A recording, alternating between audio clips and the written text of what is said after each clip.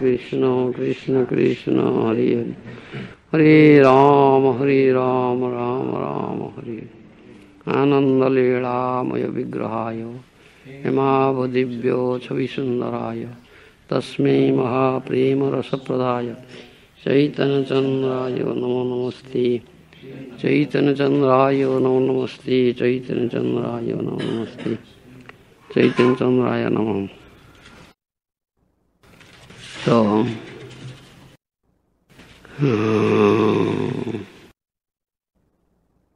I have to speak on that thing that Chakyudana Dilajai Janme Janme Prabhu Shai Prem Bhakti Jaha Hoite Avidya Vinasa Jate. Isn't it? Guru Vandana. We sing this thing, but you should understand what is its purport. Chakyudan Dilajai Janme Janme Prabhu Shri Divya Gyan Sudhi Prakashita Prem Bhakti Jaha Hoite Avidya Vinas Jate Vede Gaya Jahara Charita. Isn't it? So, how it is Janme Janme Prabhu is my master, spiritual master, life after life. In Bhagavad-Amrita, it is said, Tatyamajya krupam bhiksha begro anugraha katara anading setumulangya taj janme damakarayan Srimad Govardhani tasmin nija priya tamaspadi Sung meva bhavam tata jantakhya caitya-guru. Supreme Lord says to Gop Kumar, oh my dear, I become very much pleased with your bhakti.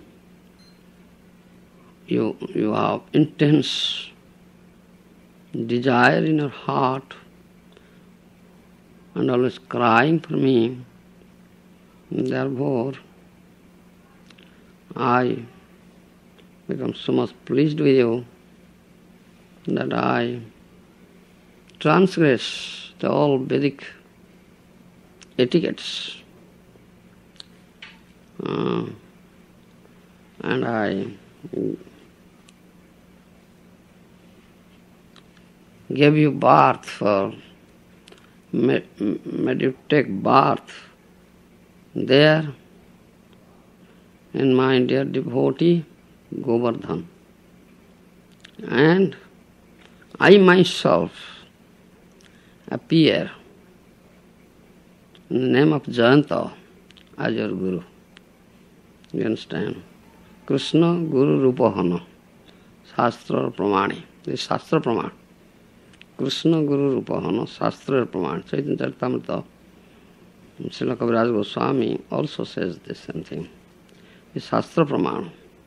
The Vedic literature, evidences and Vedic literature that Kṛṣṇa appears as Guru. Therefore, as this bhagavad-tattva, understand my language? Bhagavad-tattva is one, therefore Guru-tattva is one. In that sense we say, Guru-tattva is one. Therefore, as Kṛṣṇa we have perfect eternal loving relationship with Kṛṣṇa. He is our eternal master, that means life after life. He is our master, isn't it? Kṛṣṇa Nitya Prabhu and Jīva Nitya Das, and Jīva is eternal servant, is eternal, life after life. Similarly, as Kṛṣṇa appears as Guru, so it is Janme Janme Prabhu. Understand me? He is the master, life after life. This is Guru-tattva. Though this Guru-tattva means is as a tattva. Do you follow? Samasti in total. Understand? Though Supreme Lord is one, but he has multifarious manifestations, innumerable incarnations. Nrsimha, Vamana, Kurma, Matsya. Understand me? Fish incarnation, bull incarnation, tortoise incarnation, Vamana incarnation, Nrsimha incarnation. Innumerable incarnations, manifestations are, but Lord is one. Similarly, Guru-tattva is one. It is sum total of Guru-tattva. In Sanskrit it says samasti guru.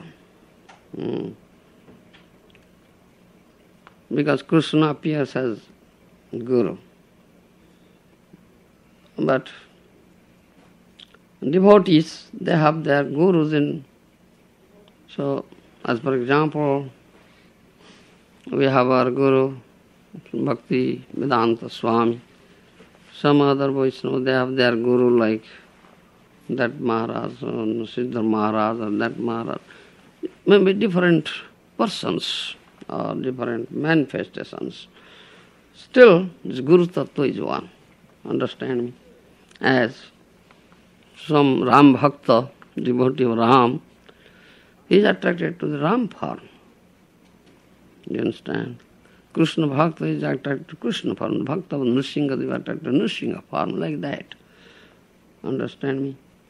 Similarly, samasti guru, vesti guru. Guru in sum total, Guru-tattva, samasti guru, vesti individual gurus. The individual gurus are there, different form, tatha. Still, the samasti guru, in sum total, Guru-tattva is one because of Kṛṣṇa appears as Guru. Understand me? Both Sikkha-guru and Dikkha-guru is Kṛṣṇa appears.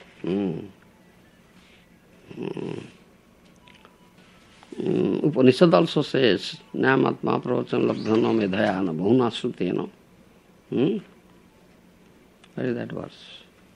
Nyamatma pravachan labdhano medhayana bhuna sutena. Jamvedo ten labhyas tases atma.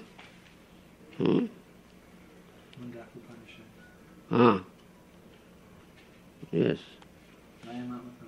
Labdhano medhayana bhuna sutena. The Supreme Lord is not attained by the expert. No. Recite the full complete circle. The last two lines. Satma vibrunute tanu swam. Yes. That means, who is there in the heart? Paramatma, super soul, known as caitya-guru. He appears as Guru, isn't it? Vibrunute tanu swam. He assumes a body, and who is inside the heart as Paramatma, caitya-guru. He assumes a body and appears external world as Guru. That Upanishad verse says. Before whom he appears? In his heart. Who is crying? Who is crying? How to understand this Paramatma Tattva? How to understand? I cannot understand. So who is there to help me to understand? Who is crying in the heart? Paramatma knows. Therefore that Paramatma, super soul, assumes a body and appears before that Bhakta as Guru. You understand? Therefore, Kṛṣṇa Guru Rupahana. This is Shastra Praman. Kṛṣṇa appears as Guru. Therefore, Janme Janme Prabhu. It is not that that your relationship is finished in this life, because it has eternal relationship.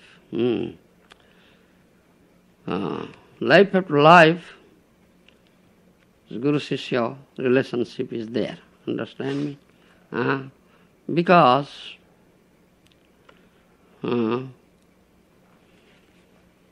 it is eternal relationship. One doubt may arise here. Between Guru and Shishya, Guru may disappear first or Shishya may disappear first. Understand me? And it is happening also. Shishya disappears, Guru is there, or Guru disappears, Shishya is there. Then how will it be that relationship will be maintained? That may be question or may be doubt.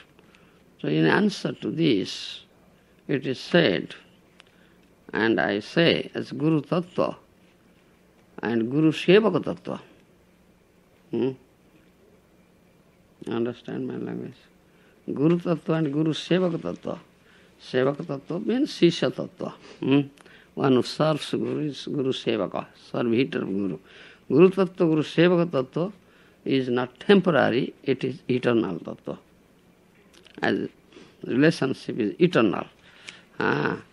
Externally, material world, we see the Guru may disappear fast or Shishya may disappear fast.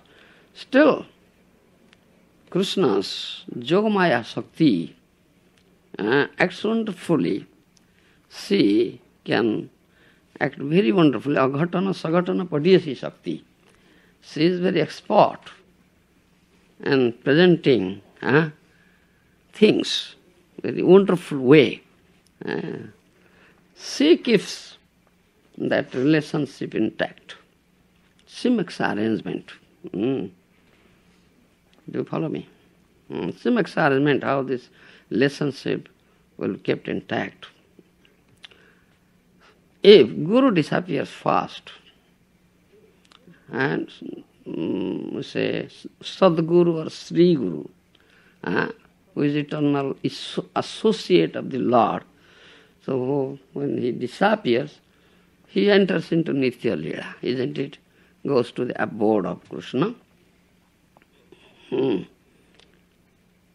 But as he has taken up responsibility, he has accepted disciple and he hasn't rejected it, so he has taken up the responsibility of taking disciple to the lotus feet of Kṛṣṇa. That means to take him to the abode of Kṛṣṇa. Do you understand? That is Guru's responsibility.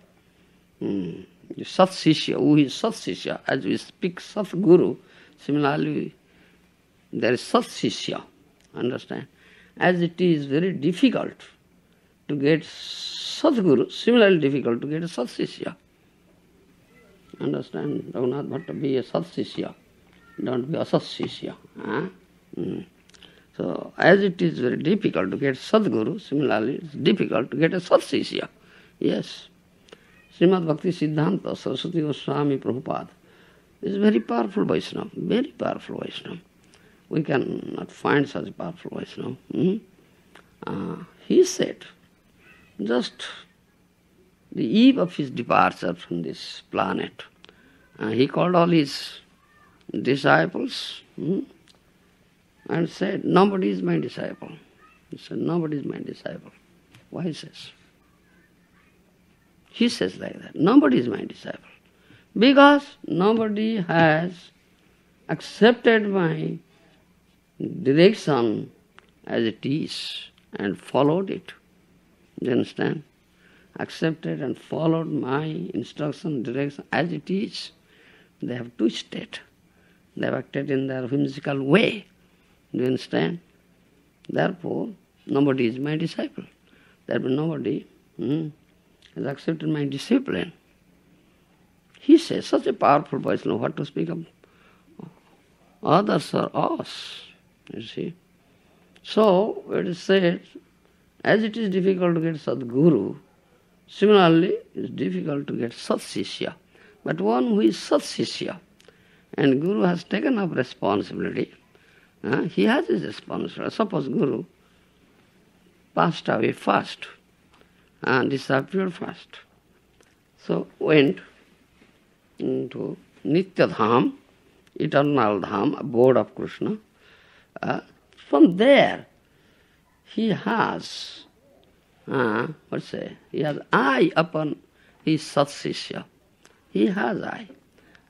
And he is very powerful. He, because he is the manifestation of caitya-guru or Paramatma who is in the heart, so from that abode of Kṛṣṇa, that Sadguru inculcates, potency in the heart of sat-śiṣya, and thereby he attracts him. Suppose, in the meantime, the Śiṣya has also left body. So, Śiṣya may be in that body or maybe in some other body. If he has left body and accepted another body in some other place, that happens also. In whatever body may be, Sadguru, who is there in Nitya Dham, has eye on his sat-śiṣya. So it is not impossible on the part of the Sadguru to attract his sat-śiṣya and take him to the eternal abode of Kṛṣṇa. If Śiṣya has taken birth in some other land, in some other body, still Guru sees it, Guru understands it, Guru knows it. So in whatever place Śiṣya has taken birth,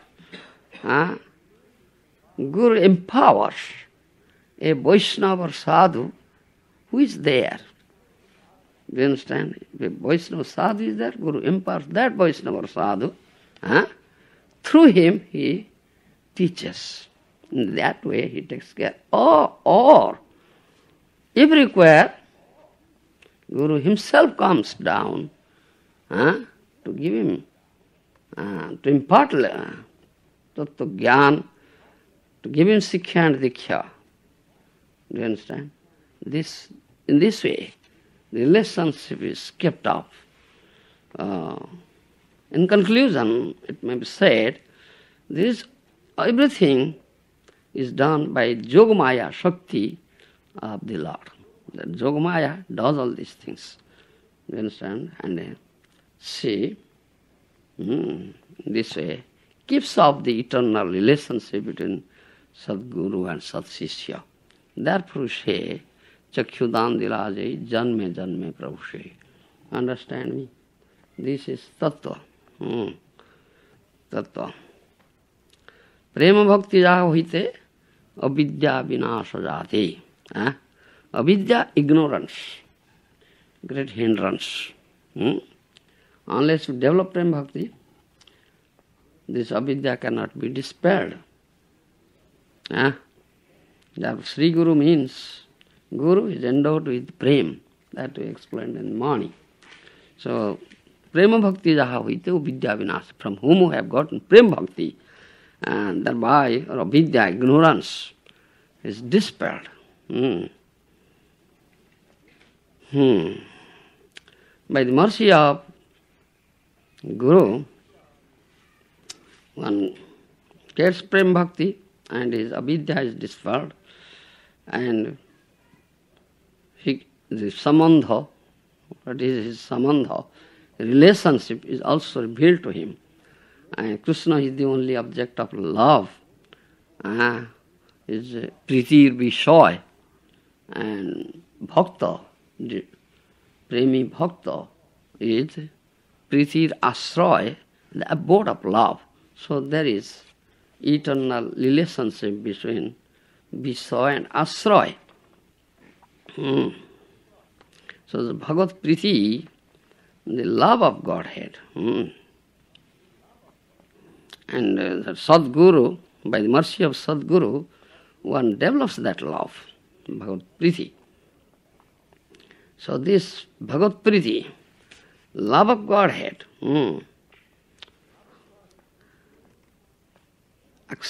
depending on potency of Guru, enters into the heart of the sādhakā here in this material world. Thereby, it attracts the sādhakā towards the all-beautiful Śyāmasundara Kṛṣṇa. Understand me? Prem bhakti jahavite, therefore it is said. Sadhana bhakti, bhava bhakti, prem bhakti, 3 stages. During sadhana period, that means sadhana bhakti, destroys avidya. That's a fact. During period of sadhana, the sadhaka's avidya, ignorance is destroyed, dispelled. And activity, what is the activity of avidya? It creates impediments, obstacles in the path of bhajan. Do you understand me? So these impediments, obstacles are called as anarthas. You follow? Anarthas. Anarthas. What do you say anarthas? Unwanted. Dirty things, unwanted things in the heart. Unwanted, dirty things are what English language, all right, anarthas. So, Bhakti Rasamrita Sindhu, Rupa Goswami has mentioned 4 types of anarthas are there. Asat-tṛṣṇa, Hridaya-drupulya, Vishmaya aparādha, tattva-bhram. 4 types of anarthas. Bhakti Rasamrita Sindhu. Rupa Goswami says, Asat-tṛṣṇa means annabhilas. Do you follow? Annabhilasta sunyam jnana karma adi anabrutam anukulyena Kṛṣṇānuṣaranam bhakti uttama. Rupa Goswami says that thing in Bhakti Rasamrita. Annabhilasa, no other desire. Only one desire, how I say, bhavatad bhakti rahetu kitoi. Na dhanam, na janam, na sundarim kapitamba jagadisha kamaye mama janmani janmanishware bhavatad bhakti rahetu kitoi. Mahaprabhu's teaching. I have no desire for getting material wealth, no desire for having so many followers, jana, dhana, jana, no desire for getting a beautiful woman to enjoy, no desire for liberation. These are annabhilas. Do you understand? Bhuti kama, mukti kama, siddhi kama.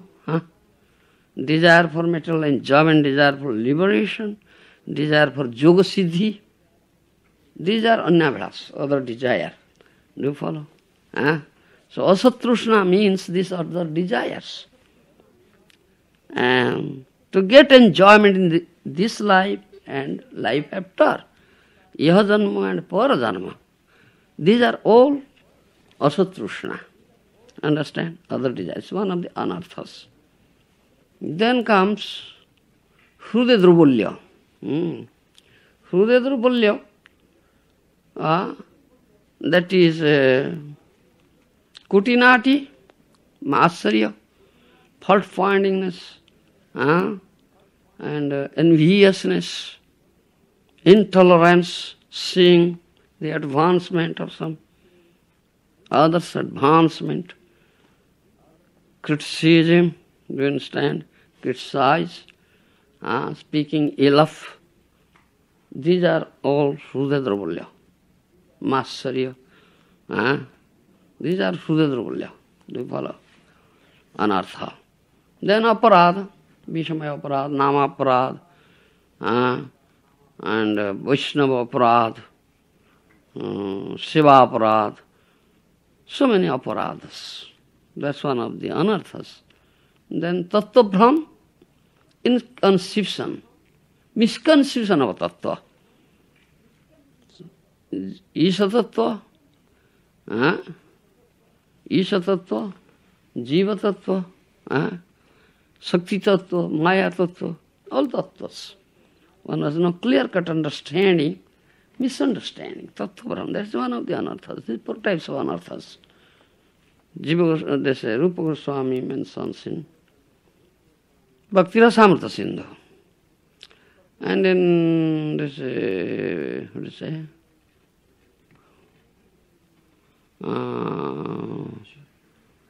Vishwanath Chakravarti Thakur, Madhurya Kadamyana. He has mentioned about, and they have all said the same thing, but in different terms. Different terms, do you understand?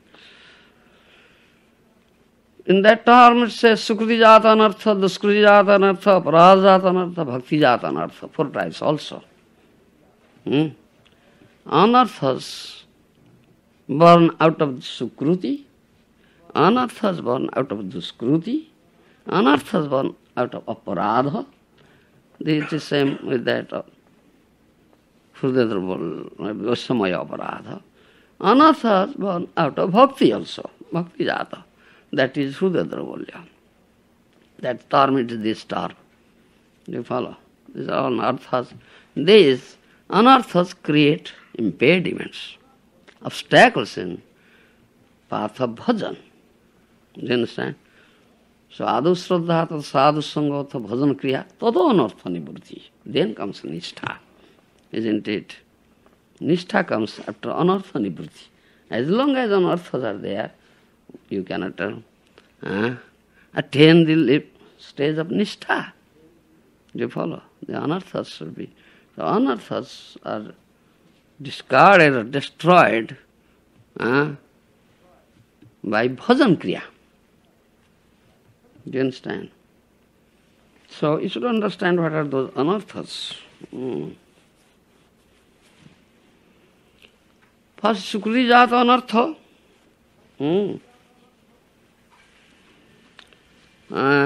Three types of Sukruti: Karmukhi Sukruti, Jnanamukhi Sukruti, Bhaktinmukhi Sukruti. Three types of Sukruti are there.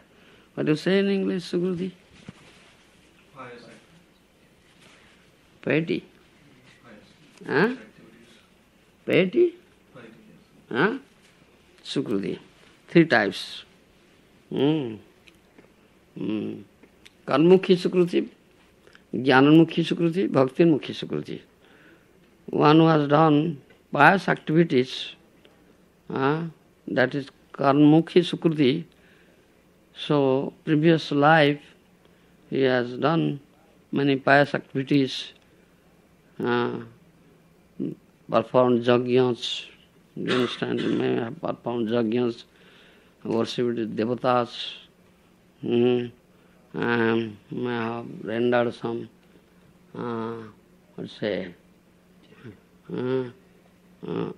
services to other people, have given some charities, helping poor people. Like this are all Karmukhi Sukruti. Thereby he gets the result, the next birth. What is that? Just wipe your eyes. He may be elevated to the heavenly planets, born as demigod family, so much material opulence, enjoyment is there, as a result he gets. Sukruti Jata, Anartha. So these are impediments if he gets too much material opulence. Do you understand? Because of that Sukruti, in the beginning of bhajan, he was very poor.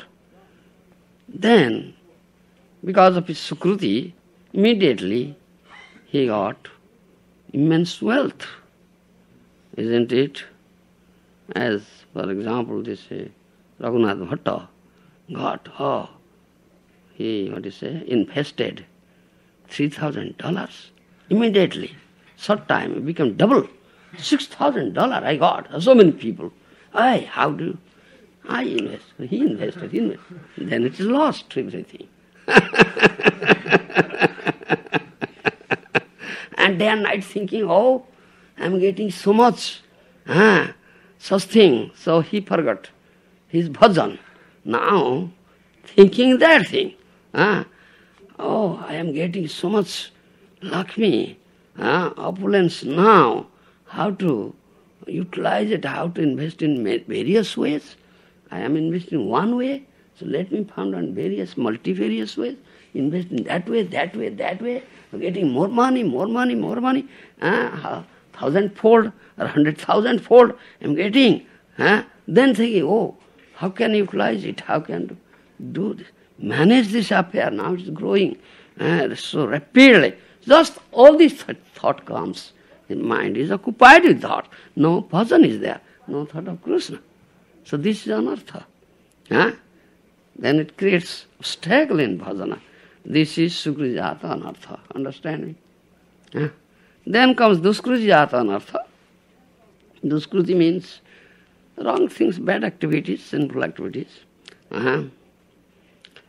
So, if somebody has come to the path of bhajan because of his previous bad activity, so all his material opulence are lost now because of duskruti. So he is now thinking of always that thing, oh, I lost everything, all my wealth are set, all my bank balance is finished now, gone. What shall I do? How to maintain my family? How to do? I was thinking this thing.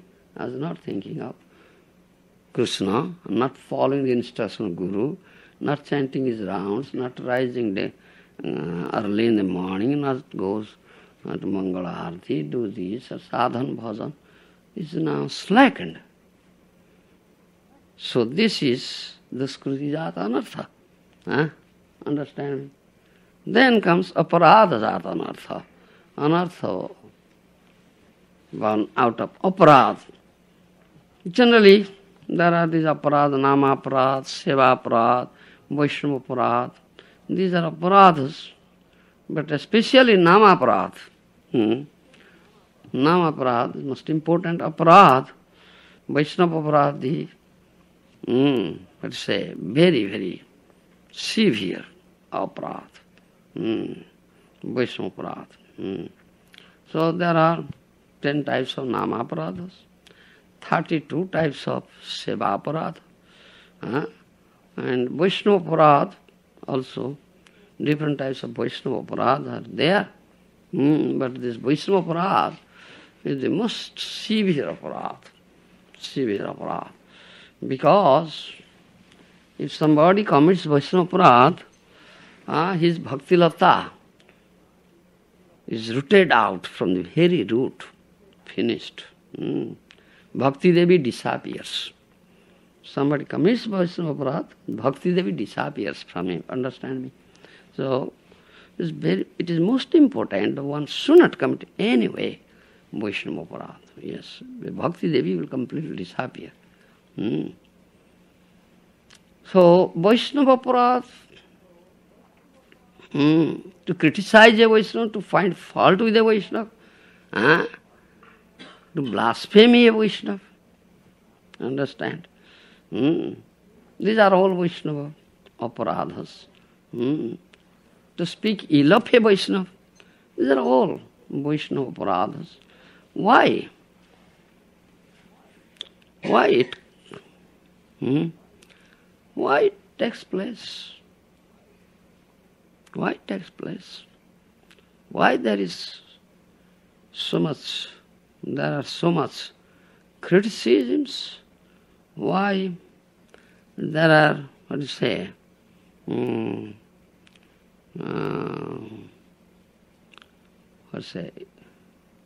enviousness, irsha, dvesha, hatred in the society of Vaishnavas.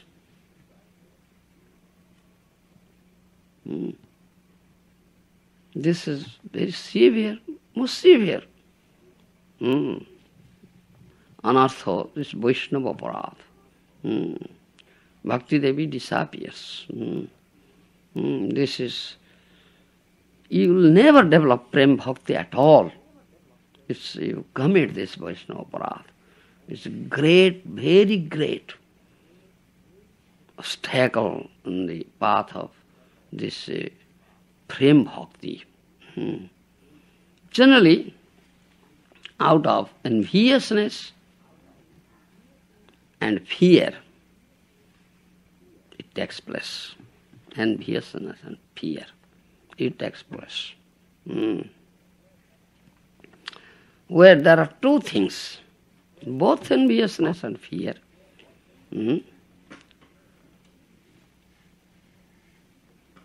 The vaiṣṇava aparādha takes place, and then comes anger. Anger, you understand? Anger, krodha. Krodha. When this aparādha is generated because of these two, irsa and bhaya, enviousness and fear, then comes krodha, anger. That person becomes very angry with that Vaishnava. He is now afraid of that Vaishnava because he is very powerful Vaishnava. And so he is making very rapid advancement, whereas I am not making such advancement. So he becomes envious of it, and he also becomes fearful of him. Everybody, most of people will be attracted towards him, nobody will be attracted to me. So fear comes. Understand me? These two things, irsa and bhaya, envious and fear. Therefore, he finds fault with that Vaishnava, criticizes, speaks ill of that Vaishnava. He commits. Blasphemies that Vaishnava. He commits Vaisṇava aparādha. And he gets angry with that Vaishnava also. Then comes krodha. Where only because of enviousness this criticism comes, you understand, finding fault with Vaishnava comes, that is Vaisṇava aparādha. Hatred comes. Hatred comes. He hates. Hatred comes. Dvesha janme. There, he criticizes, he speaks ills of that Vaishnava. He concocts story that we say, wolf and lamb story. Yes, that's going on. It's the wolf and lamb story. It's all concocting stories. Anyhow, give a bad name and kill. Give a bad name and kill. It's wolf and lamb story. You know wolf and lamb story? A wolf was drinking water. At the same time, a lamb, innocent lamb, was drinking water. And the wolf said, oh, I must devour that lamb. Then wolf said, hey, don't you know? Can't you see I am drinking water? Why are you making water muddy for me? I'll kill you. Oh, sir, you are drinking water in upstream and I am drinking water in downstream. How? Is it that I make water muddy for you? Lamb said, you are drinking water upstream. I am drinking water downstream. How is it that I make water muddy for you? Oh, why did you call me bad names 1 year ago? Oh, sir, I am only 3 months old. How is it that I call you bad names? I called bad names 1 year ago. Oh, your mother would have said, anyhow, I will kill you. This is wolf and lamb story. Yes, it's going on. Yes, this is going on. Isn't it? It's concocted stories. He says, what's the concocted stories going on? Gaur Govind Swami, his disciple doing this, here, this is that. It's all concocted wolf and lamb stories, nothing else. Yes, nothing else is going on. It's quite natural. It's going on. Yes. Understand? This wolf and lamb story. This is because of this. Because of this, it is taking place. This is irsha, intolerance, enviousness, therefore hatred, and calling, speaking ill, concocting these wolf and lamb stories. Some may say, oh yes, as for he says, this Raghunath Bhatta, he is not chanting his rounds. He is not following regulatory principles. He is a vaiṣṇava, he has become vaiṣṇava. He is not doing, he is engaged in some illegal activities or some bad activities, evil activities. So if we will be silent, you won't speak about it, tell about it, then silently or indirectly we are giving him opportunity to do more and more evil activities. Yes, understand my point? Understand me? Understand? Unless you say all these things. So indirectly we are supporting him to do, yes, do. Indirectly we are supporting or indirectly we are giving him opportunity to do more and more evil activities. So in order to do good to him, so we are saying. Understand me? We say like that, yes. But if you analyze things in a subtle way, you should understand, all right, you are saying this thing, you are finding fault with him. Are you perfect? Are you perfect? There is nothing defect in you. The general saying is there, a needle and a sieve. Do you understand sieve? Sieve has many holes. Needle has one hole. A sieve says, oh needle, there is a hole at your back. Arre Baba, you have many holes. I have one hole. But criticizes a needle. Understand my point? So one who is criticizing, he should understand, if I am perfect, I have no defect in me. Isn't it? You understand me? So, if you analyze it in a subtle way, then you should understand this thing, that if someone is perfect, only he can find faults. Otherwise, if you have defects, why do you find faults with others? So in Shastra, in Bhagavata also it's said, this ninda kariva, this criticism, find fault with others, is great anartha. Don't do it. You understand? Don't do it. It's not your lookout. It's not your lookout. It's whose lookout? He'll see to it. He'll see to it. So the aptabachan is there. Sages say, don't see bad in others, see bad in yourself. See good in others. Do you follow? Give up this seeing bad. If you have that nature, or if you have that vision, only to see bad, then see what is bad with me. See bad in yourself, see good in others. That's aptabachan.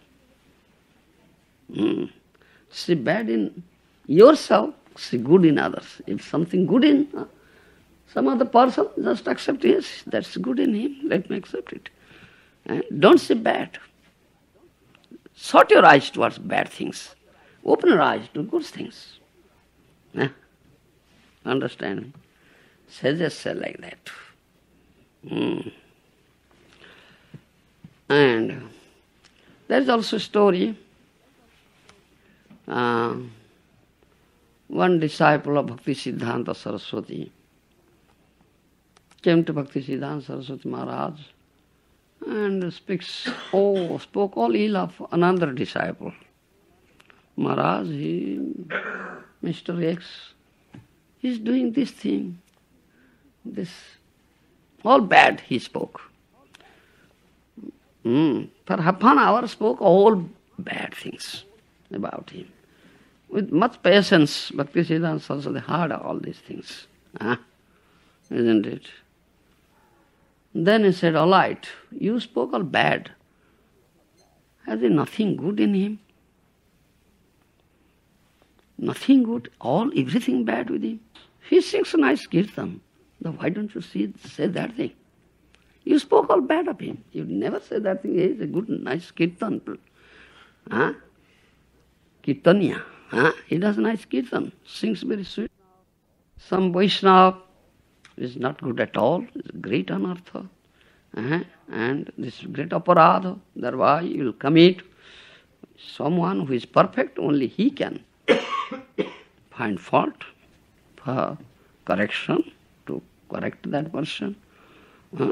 And he may criticize because he is perfect. He has nothing defect in him. If you have defect, why are you speaking?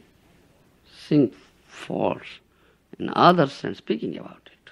Understand me? So, the acharyas, sadhus, shastras, they have forbidden this thing. It is not easy thing to find such a person in material world who is perfect. No perfect person. We cannot find such a person in material world. There are so many defects. May have, a percentage may vary, but defects are there. So, those are Mahapurusas, Mahatmas, they never see any defect with anybody. You understand? Those who are, say, Paramahansas, Uttama Bhagavatas, Bhagavatottama, those are Paramahansa Bhagavatottama, they never see anything bad. In their vision, everything is, and that's a fact, everything is related, everybody is related to Kṛṣṇa.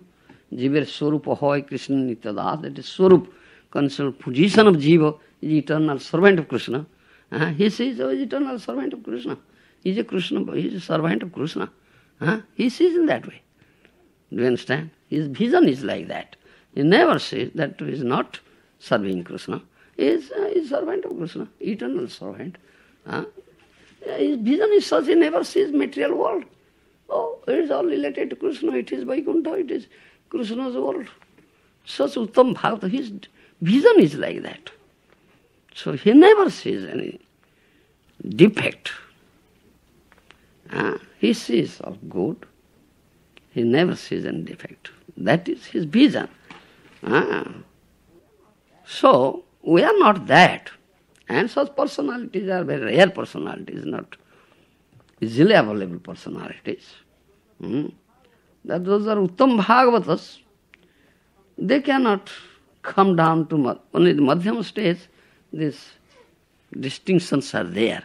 Madhyamadhikari sees this thing. Uttamadhikari never sees. So one who comes up for preaching field, he steps down to Madhyama. Otherwise he cannot preach. He says, so he is complete Kṛṣṇa conscious. He is Kṛṣṇa's servant, he is Kṛṣṇa's bhakta. So what to preach to him? So he can preach. They generally do nirjan bhajan. But preacher, whose heart bleeds seeing the suffering of the soul, she comes down to Madhyama stage, but he is Uttama for preaching. And he sees he has forgotten Kṛṣṇa, he is devoid of Kṛṣṇa consciousness, so he goes there and preaches and inculcates Kṛṣṇa consciousness, brings him to the path of bhakti, how he will be engaged in Kṛṣṇa service. Thereby, his suffering will be finished, done away with forever. That is hard. So, only such a person who is guru, that is his business. That's his business. He will correct. He will criticize, he will inflict punishment. He has right. He will slap you. He may slap you, he may catch hold of your ear and slap you, Guru Karnandhara. He will correct you, he will criticize, you rascal, why are you doing this and that? But you have no right to say. That's not your business. You have so many defects. You are not free from defects. As you are a sieve, you have so many holes on your back. Why are you criticizing a needle who has one hole? Understand my point?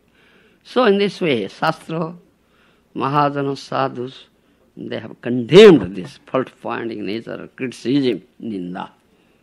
This is anartha born out of aparādha. Aparādha jat anartha. Understand me? Aparādha jat anartha. Aparādha jat anartha. Siddhar Swami, in his commentary in Srimad Bhagavatam, has said this thing that ninda, criticism, is fault-finding. Those kirtans speaking ill of others. He has written in that way. So, this is a great unearth for a sādhakā, who is adopting sadhana bhakti, who is a neophyte, who has come to the path of bhajan. It's a great unearth for him. It's very, very careful not to commit this aparādha. Do you understand? Then, fourth type, bhakti jata anartha. The anartha grows out of bhakti. The sādhaka doing sādhana, making advancement, is making some advancement. So, when people see that, he's a great bhakta, vaiṣṇava, devotee, is great advanced devotee. So many people come, pay obeisances, dandavat pranam, Vaiṣṇava Thakur, yes, Vaiṣṇava Thakur, praise him, glorify him, pay obeisance, dandavat pranam, and give him pranami, money, do you understand, pranami, and glorify him, do you understand? Therefore, he develops greed for it. Oh, let many people come and pay obeisances, glorify me. That means he runs behind name, fame and adoration now. Do you understand? Name, fame and adoration, pratishtha. So, this Raghunath Das Goswami says, Bhakti Vinod Thakur says, all great Mahajanas say, pratishtha is a great hindrance, and this is a great anartha. And this anartha is grown out of bhakti. This is bhakti jata anartha. Do you understand? This is bhakti jata anartha. Pratishtha, labha puja pratishtha, name, fame, adoration. He is now aspiring for that, name, fame, and adoration. So, it is a great obstacle in bhajan. Do you understand? This is bhakti jata anartha. And Chaitanya Charitamrita also, it is said that thing, Kaviraj Goswami has said that thing. Chaitanya Charitamrita, in Rupa Śikṣā, teaching to Rupa Goswami,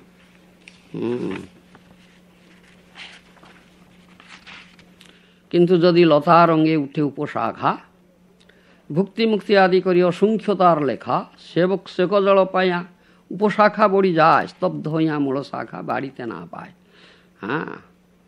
This is upashakha. Do you understand? Labha puja pratishtha, name, fame and adoration. When it comes to the path of bhakti, Shravan Kirtan, watering to Bhakti Lata is Shravan Kirtan. Regular Shravan Kirtan is doing, watering is doing, is done. Therefore, the creeper grows luxuriously.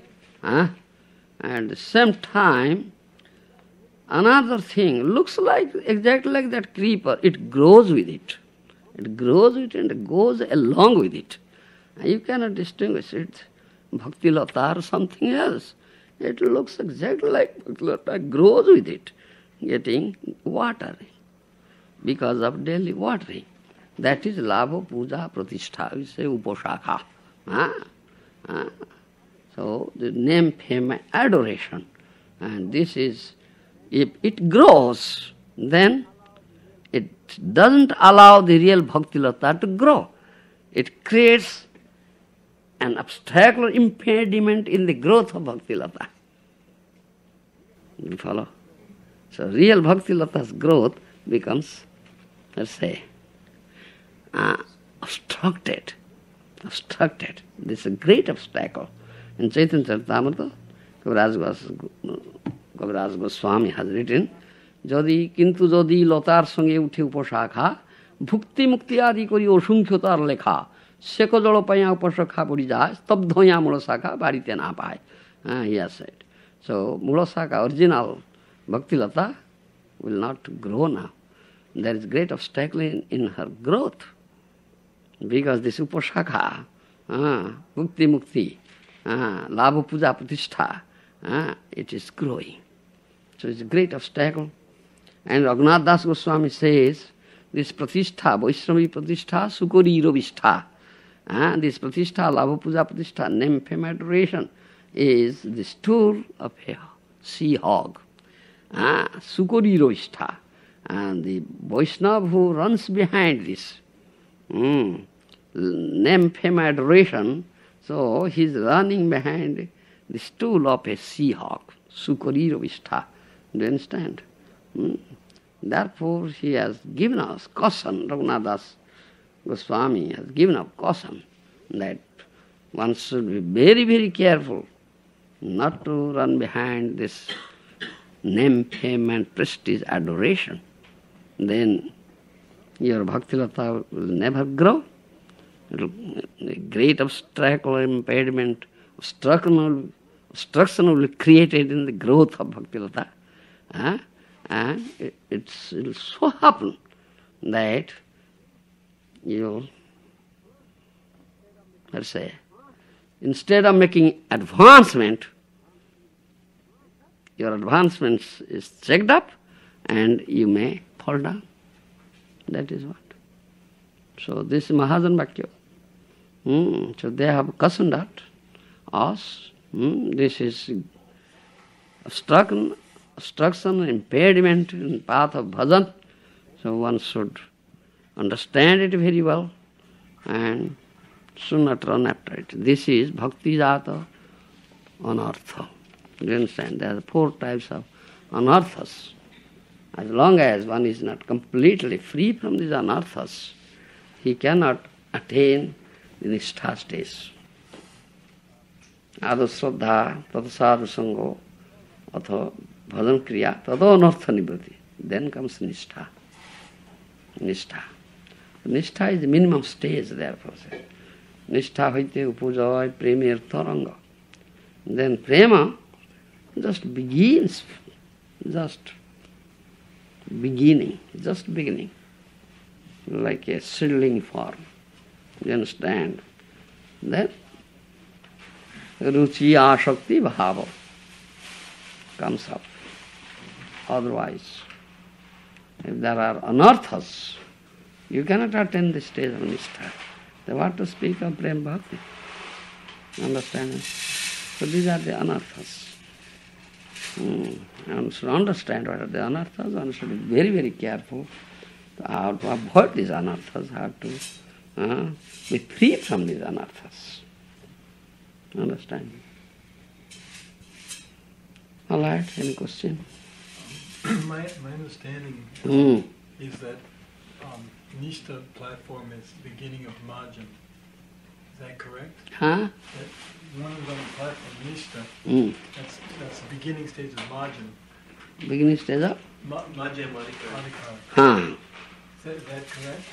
And if that is correct, is it possible that someone on the Madhyamādhikāra platform can fall down? Yes. Again, anarthas can come in. Yes. If he commits aparādha. Yes. Yes. Unless one attains, let's say, Prema bhakti, prema stays. Do you follow? Fall down is there. Even bhava stays. Bhava stays. Bhava stays. Anartha is there in very subtle form, not in gross form, in very subtle form. Yes. Bharat Maharaj. He had attained bhava stage. Still, he has that some weakness, that anartha. So he became attached to a dove. And I thought that anarthas were characteristics of Kṛṣṇa platform. You have some anartha, that's the Kṛṣṇa. In gross form. Gross, in subtle form. Not in gross form. You understand? Nishtha stage, anarthas are not in gross form, but in subtle form there. Even ruchi, asakti, bhav. Bhav stage. Beginning of bhav stage. So still in subtle form. That example is Bharata Maharaj. So he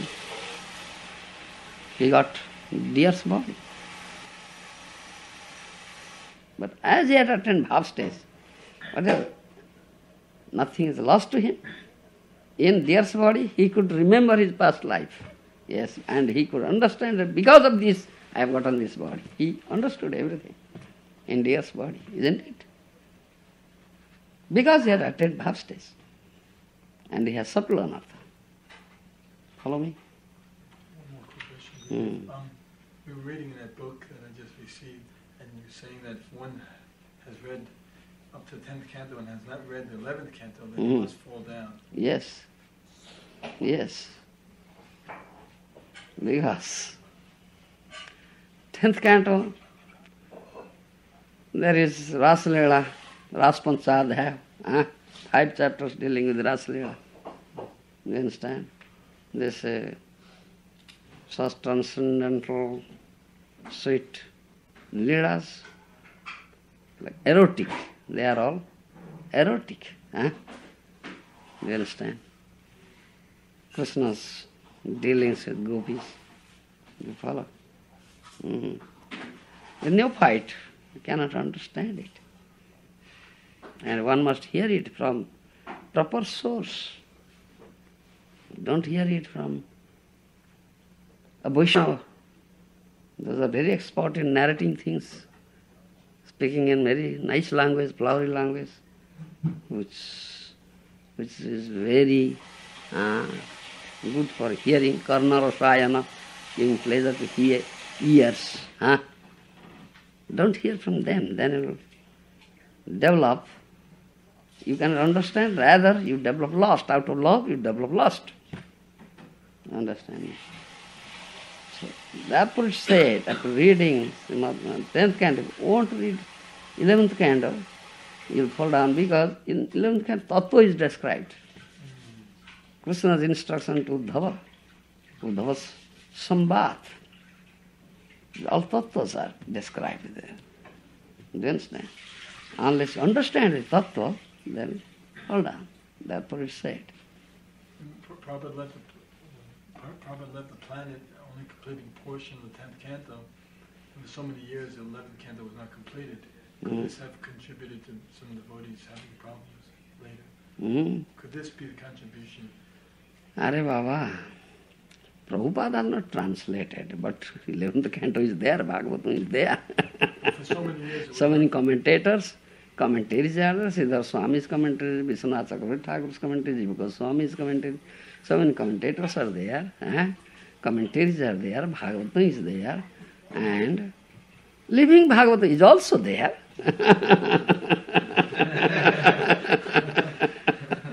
If somebody is very inquisitive, he can get it. Don't feel yourself disappointed. It's eternal things. It's always there. Understand me? What? I said you can hear 11th canto of Bhubaneswar.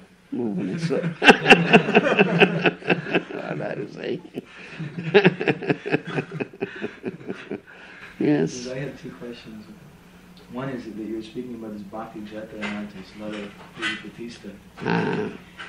So Pratista wanting to have some position. I was thinking there's some verse I read in Manasamhita that talks about seniority. And it says that the Vaishyas, they judge seniority by wealth, and the Kshatriyas by strength, the Brahmins by knowledge, and the Sudras only by age.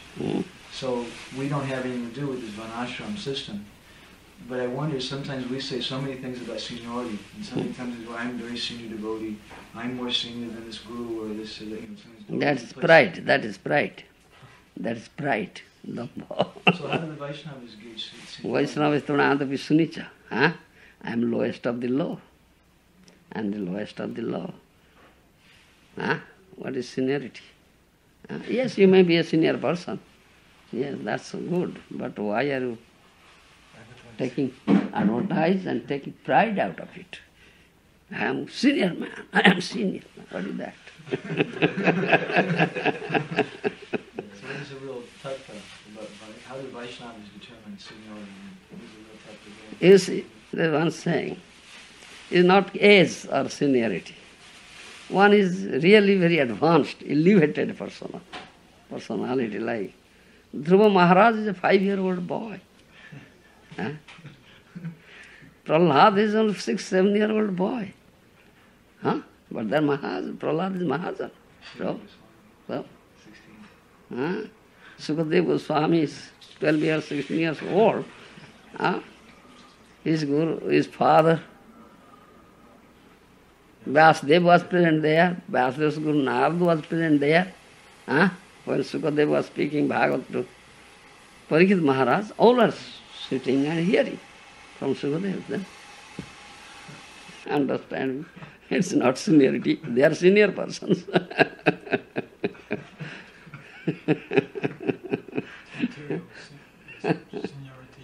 Yeah, material calculation, nothing else. We had one other question, Guru. You were also speaking about this Srigaya Devalya and about how only the Guru can correct someone or find fault with someone. But speaking for myself, my mentality, I think maybe this is characteristic of the conditioned soul. My mentality is sometimes I'm thinking, I see some fault in my god brother like this or that, and I'm going to help them. And I'm going to point it out, I'm going to chastise them and correct them. But what is the proof of that? You have no right to chastise. You have no right to correct. You are not Guru. That's Guru. Guru has that right. You understand? So if you see something and you have good heart, you want to, he is doing something wrong, which is detrimental to his bhakti. Isn't it? It's detrimental to his bhakti. So he can make advancement path of devotion. So you go to him, pay obeisances, tell him confidentially. Then don't tell before anybody else. Oh, my brother, this and this. I see this thing and it pains me very much that you are doing this and this. So, this is a great obstruction, impediment in the path of devotion. You cannot make advancement. So I fear. Therefore I have come to you to tell you this thing. Oh my friend, please don't do it. Be serious of your bhajan. Say in this way, such humble way. Understand? Don't say to anybody else. Just confidentially tell him. And don't tell it before the presence of others. Understand me? That you may do. And if he is serious, yes, you are a great friend of mine, because I am blind to my own faults. You point it out to me, so I'll be careful, I'll mend myself. You'll accept it. Understand me? But if you say before others, then reverse effect will be there. So what about on the other hand, someone like Ramchandra Puri, who was seeing fault with the way Mahaprabhu dressed, the way Mahaprabhu ate, and the way he did so many little things? Yes. How does the Vaishnava deal with someone who's finding fault with him, But it's obviously something that's not very... Therefore, Ramchandra Puri is, rejected by Ishvara Puri. Isn't it? Ishvara Puri's disciple, he rejected it. He committed aparādha. Madhavendra Puri, yes. Ishvara Puri's god brother. Madhavendra Puri's disciple, Madhavendra Puri rejected him. Ramchandra Puri was rejected. Kavi Karnapur says that he is Jatila from Krishna Lila. Kavi Karnapur says that... you are Jatila. Finding fault. Jatila, Kutila, they find fault with Kṛṣṇa and Radha. Yes. Jatila, Kutila, yes. Gurudev, what is the best way to solve this problem? By offering prayers to you? If I see some problem in this Prabhu or that Prabhu, if you pray to Guru Maharaj, please Guru Maharaj help him out. Is that the best way? Yes. Guru can do it. Guru has talking to that person. No, Guru has that right. Guru is disciple under discipline. Guru can only inflict discipline. Nobody else. There seems to be another problem in this regard too. Is sometimes I find I want to correct someone, but then sometimes I can see that this person won't accept what I have to say. He doesn't accept me like that either. So why you say? He won't accept, so why shall I say? He won't accept, so why shall I say? You know, he won't accept, so why shall I say? Not to say. Let him go, as you sow, so will you reap. What shall I say? We were meditating on these das aparādhas and nam aparādhas, and the ninth aparādha is that one shouldn't preach to the faithless. Yes. So I was thinking about this, and it seems like if one took this to very in-depth, this aparādha, would it apply to that if someone doesn't have actually faith in me, say that I know that I shouldn't preach to that person, even though he may be He has no faith in your words, so? Even that person may be devotee. Yeah, he has no faith while telling. He has no faith in me, why shall I tell? You won't listen, if I say, you won't listen, you won't accept, there is no faith. So, why shall I say? Yes, definitely. One who has faith, you may say, yes, he has faith, he will accept. So I may say, help him. You always teach us how to pray for mercy. Yes, cry for it. Without prayers, we cannot do anything. And like this Prabhu was saying, Madhavananda Prabhu was saying that that person is faithless, or that person may take it as an offense that I am talking to him. By praying, I have seen that by just chanting your name and offering prayers to you and asking help for that person, it will always help.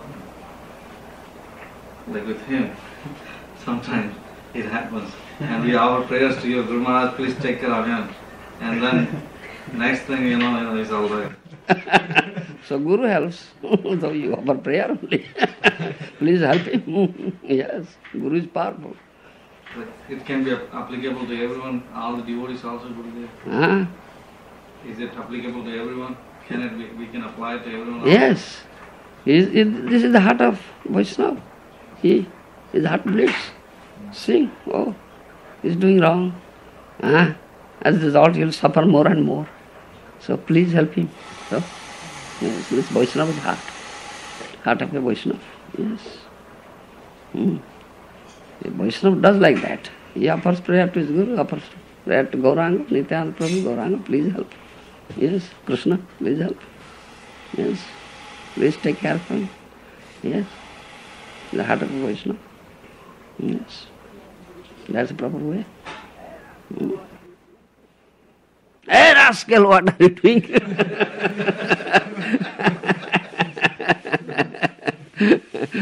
What, you rascal, I will slap you. I'll beat you with my shoes, then this thing will take place. Isn't it?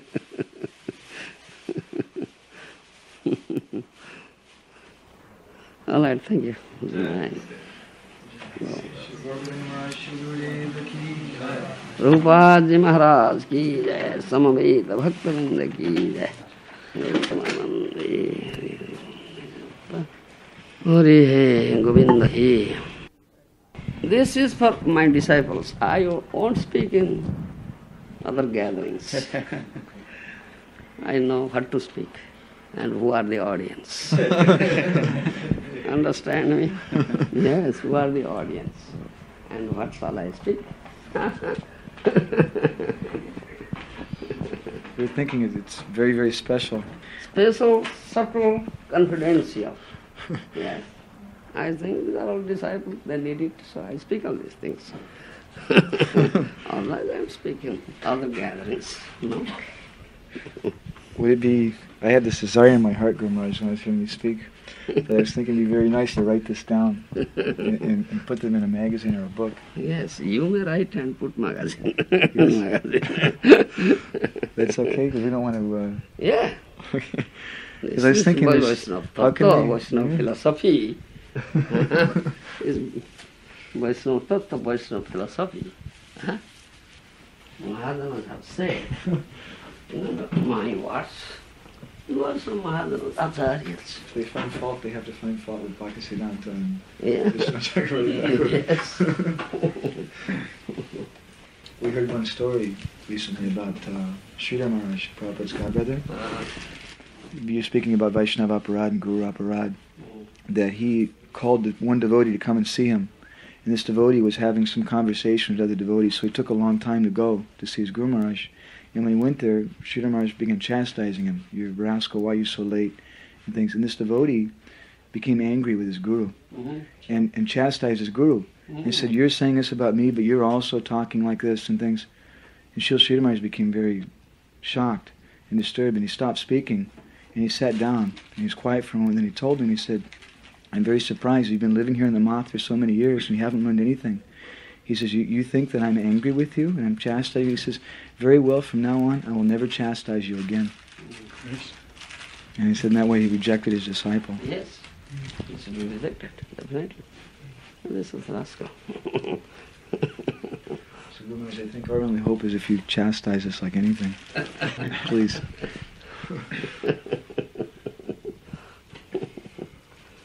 Yes, Guru has that right. Just I just slap you. Yes. Nobody else has the right. That's special mercy. If we're so contaminated and fallen, we can't hear or appreciate them, we should be chastised and purified. Should we arrange for programs like this with just the devotees where you can speak kind of more confidentially? Yes. What kind of balance should be there between speaking to the public and speaking like this? Yes, definitely. Should have both. Balance is the one who speaks, he knows who are the audience and what shall I say? He knows it. Yes. He knows it.